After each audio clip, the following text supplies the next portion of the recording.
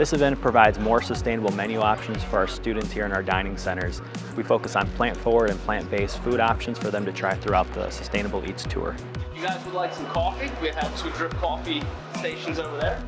We'll be going to various locations throughout Virginia Tech, first starting at Owens Food Court, then going to West End Market, Dietrich, Squires, GLC Plaza, and finally at our Turner Place at Lavery Hall location, students will get to visit our home field farm stand. Here they'll have the opportunity to purchase local produce directly from our university farm.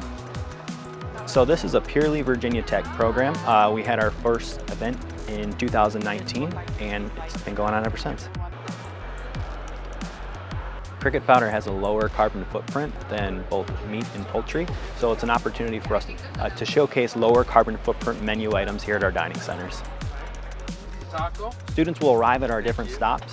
Our chefs and different dining services staff members will give overviews of why their different products that they're serving are local or sustainable.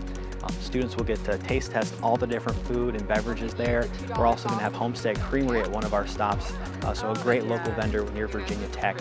But really it's educating students also about how they can be more sustainable while they're at Virginia Tech and then post-graduation. So really being stewards of the environment as much as possible.